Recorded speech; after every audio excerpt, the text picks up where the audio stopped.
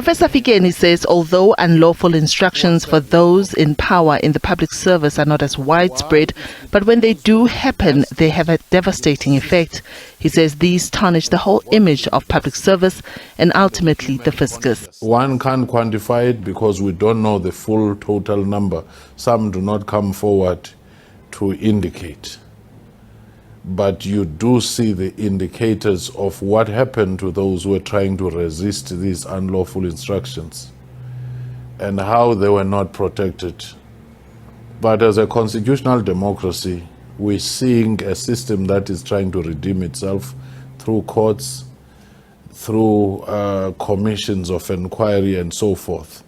It will be up to us whether we try to turn the tide now so that the lines are clearer between what each person's role is and when unlawful instruction comes in, what mechanisms are there for a person to resist such unlawful instructions and document them.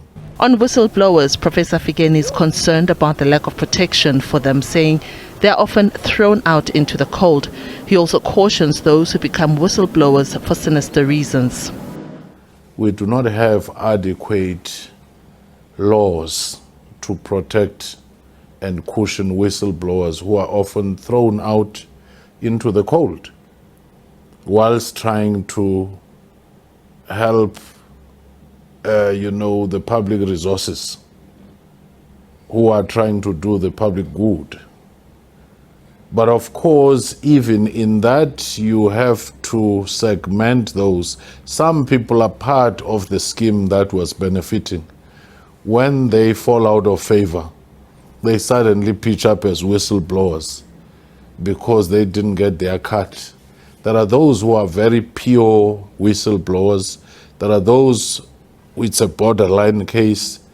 And there are those who, when they are being investigated, they tend to say, I'm going to reveal all other things because you are trying to look into my wrong. So that segmentation is equally important. He reiterates the importance of the work of the Commission in promoting values and principles of the Constitution. We have designed some of the best institutions. We have a constitution that is heralded as one of the best in the world. We have governance systems, your King 1, 2, 3, and 4. We have audit systems, we have supply chain systems, and so forth. And yet we have seen corruption, wrongdoing, and many other things, poor service offering. Why? It's because we've invested in systems and forgot to invest on the human consciousness and the intrinsic values that create a particular moral code within a society. So that in itself is our main focus. And in so doing, we are mindful of how difficult this space is, because at times you are dealing with people who have developed certain habits that they think are working for them.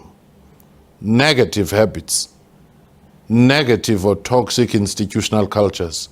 How do you make them unlearn those things in order to relearn the new things?